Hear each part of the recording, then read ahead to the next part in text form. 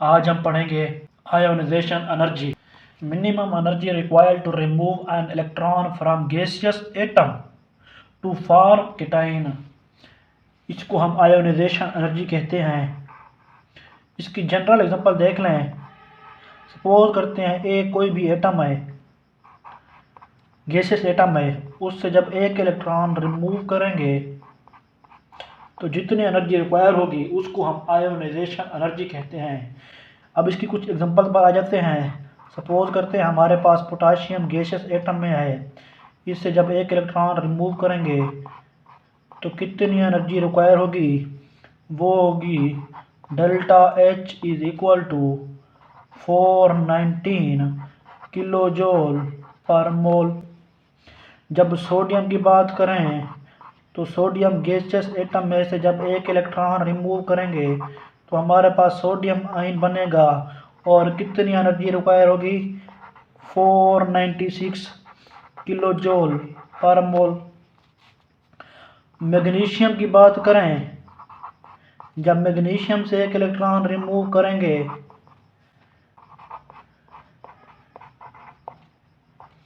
तो हमारे पास magnesium +1 ion बनेगा और कितनी एनर्जी रिक्वायर होगी, वो होगी 738 किलो जूल पर मोल। आयोनाइजेशन एनर्जी रिक्वायर को कहते हैं, कितनी एनर्जी रिक्वायर है, इसलिए ये हमेशा पॉजिटिव में होगी। अगर तो पहला इलेक्ट्रॉन रिमूव कर रहे हैं उसको हम फर्स्ट आयोनाइजेशन एनर्जी कहेंगे। अगर तो दूसरा इलेक्ट्रॉन रिमूव करेंगे उसको हम सेकेंड आयोनाइजेशन एनर्जी कहेंगे। अगर इस तरह थर्ड इलेक्ट्रॉन रिमूव करेंगे तो उसको हम थर्ड आयोनाइजेशन एनर्जी कहेंगे। जिस तरह एग्जांपल देखें, मैग्नीशियम, ये जब हमने एक इलेक्ट्रॉन रिमूव किया 738 किलो जूल पर मोल एनर्जी रिक्वायर होती है। अगर दूसरा इलेक्ट्रॉन रिमूव करें, energy required to remove an electron after the removal of first electron, एक इलेक्ट्रॉन रिमूव करने के बाद कितनी एनर्जी रिक्वायर होगी दूसरा इलेक्ट्रॉन रिमूव करने के लिए, उसको हम कहते हैं सेकेंड आयोनाइजेशन एनर्जी। मैग्नीशियम के केस में ये होती है 1451 किलो जूल पर मोल। इस तरह अगर तीसरा इलेक्ट्रॉन रिमूव करेंगे तो उसको हम कहेंगे third ionization energy, Mg+3+1 electron, ये हमारे पास आएगा 7730 किलो जूल पर मोल। अगर फर्स्ट ए एलिमेंट्स की बात करें तो फर्स्ट ए एलिमेंट्स की सेकेंड आयोनाइजेशन एनर्जी मैक्सिमम होती है। क्यों? क्योंकि जब एक इलेक्ट्रॉन रिमूव कर देते हैं तो इनके पास आयन जो है अब स्टेबल हो जाता है, उनका ऑक्टेट कंप्लीट हो जाता है, जिसकी वजह से अब ज़्यादा एनर्जी रिक्वायर होती है दूसरा इलेक्ट्रॉन रिमूव करने के लिए। अगर सेकेंड ए ग्रुप की बात करें तो सेकेंड ए ग्रुप एलिमेंट्स जिस तरह मैग्नीशियम है, इसकी पहली आयोनाइजेशन एनर्जी इतनी ज़्यादा नहीं होती, दूसरी भी ज़्यादा नहीं होती, लेकिन तीसरी जो है वो बहुत ज़्यादा होती है, क्योंकि दूसरा इलेक्ट्रॉन रिमूव करने के बाद अब इलेक्ट्रॉन कॉन्फ़िगरेशन जो है वो नोबल गैस वाले अटेन कर लेता है, जिसकी वजह से अब बहुत ज़्यादा एनर्जी रिक्वायर होती है। आयोनाइजेशन एनर्जी से हम किसी भी एलिमेंट की वैलेंसी को डिटरमाइन कर सकते हैं, या दूसरे लफ्ज़ों में हम ग्रुप नंबर को डिटरमाइन कर सकते हैं। अगर किसी एलिमेंट की आयोनाइजेशन एनर्जी पहली और दूसरी के दरमियान डिफरेंस ज़्यादा हो तो उस एलिमेंट की वैलेंसी 1 होगी। अगर किसी एलिमेंट की आयोनाइजेशन एनर्जी सेकेंड और थर्ड के दरमियान डिफरेंस ज़्यादा हो तो उस एलिमेंट की वैलेंसी 2 होगी।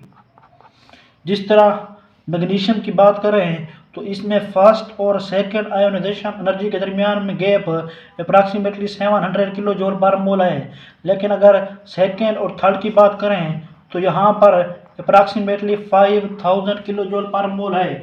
इसलिए हम कहेंगे जो मैग्नीशियम है वो सेकेंड ग्रुप से बिलोंग करता है। क्यों? क्योंकि इसकी सेकेंड और थर्ड आयोनाइजेशन एनर्जी के दरमियान गैप बहुत ज़्यादा है।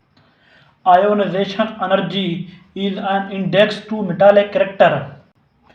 अगर किसी एलिमेंट की आयोनाइजेशन एनर्जी कम होगी तो वो इजीली इलेक्ट्रॉन लॉस करेगा और वो केटाइन बन जाएगा, या फिर उसको हम कहेंगे कि वो मेटल है।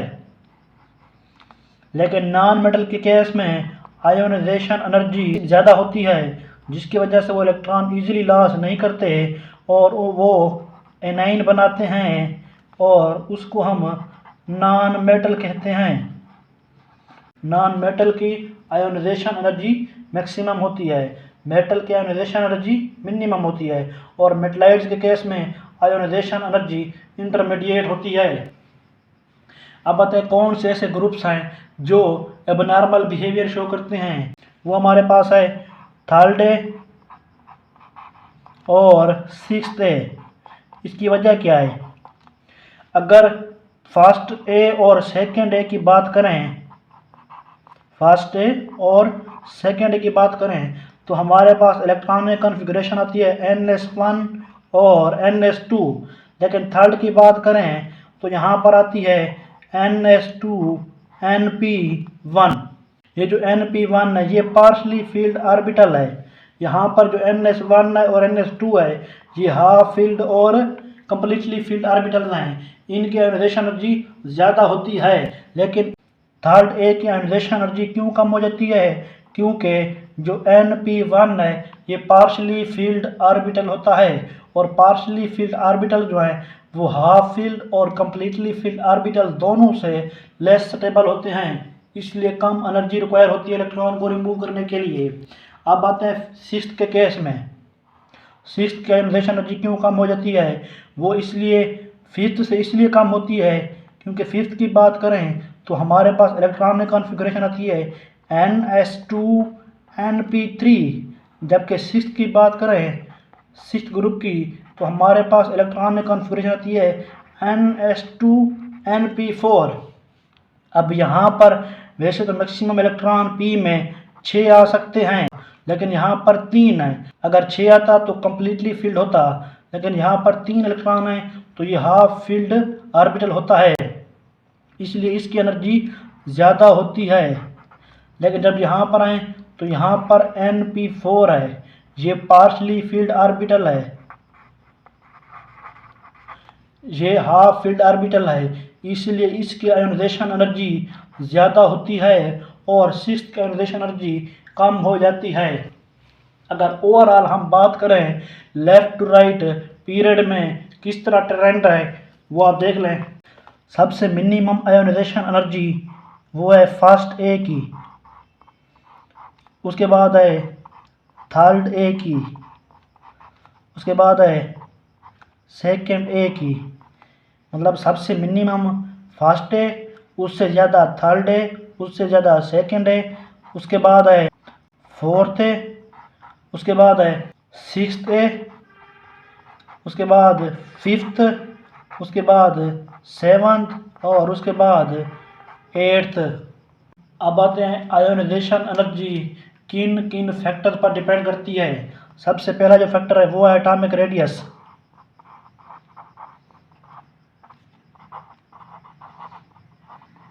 उसके बाद है शील्डिंग इफेक्ट,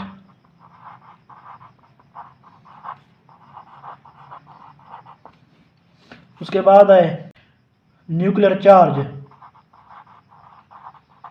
उसके बाद है nature of orbital. Ionisation energy left to right increase होती है। क्यों इंक्रीज होती है? क्योंकि left to right atomic radius decrease होता है, जिसकी वजह से अट्रैक्टिव फोर्सेस इंक्रीज हो जाती हैं। अब ज़्यादा एनर्जी रिक्वायर होती है किसी भी एटम से इलेक्ट्रॉन रिमूव करने के लिए, गैसियस एटम से इलेक्ट्रॉन रिमूव करने के लिए। नेचर ऑफ ऑर्बिटल किस तरह इफेक्ट करता है आयोनाइजेशन एनर्जी को, उसको समझने के लिए आप यही ट्रेंड देख लें। अगर फर्स्ट ए की बात करें तो फर्स्ट ए की जो इलेक्ट्रॉनिक कॉन्फ़िगरेशन है वो है NS1। थर्ड की बात करें तो NS2 NP1। सेकंड की बात करें तो NS2। उसके बाद है फोर्थ, फोर्थ की आएगी NS2 NP2। उसके बाद है सिक्स्थ NS2 NP4। उसके बाद है फिफ्थ NS2 NP3। उसके बाद है सेवन्थ NS2 NP5। उसके बाद है एट NH2NP6। इस तरह हम कह सकते हैं कि S वाले ऑर्बिटल की आयोनाइजेशन एनर्जी कम होती है, P वाले ऑर्बिटल की आयोनाइजेशन एनर्जी ज़्यादा होती है। अब इसी ट्रेंड को समझने के लिए हम एक ग्राफ देख लेते हैं।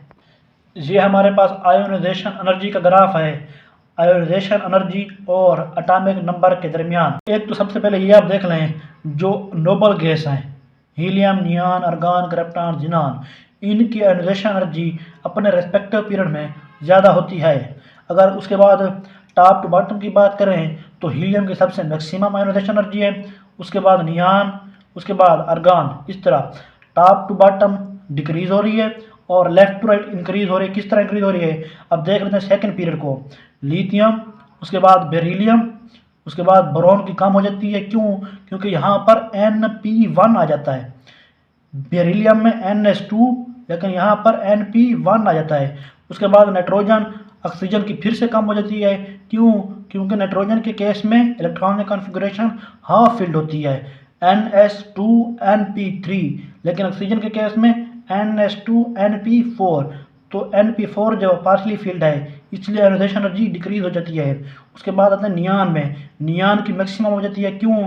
क्योंकि नियॉन जो है नोबल गैस है और इसमें इलेक्ट्रॉनिक कॉन्फ़िगरेशन जो है वो स्टेबल हो जाती है, ऑक्टेट कंप्लीट हो जाता है इसका। अगर पीरियोडिक टेबल की बात करें तो आयोनाइजेशन एनर्जी सीजियम की सबसे लोएस्ट है और हीलियम की पीरियोडिक टेबल में सबसे मैक्सिमम है।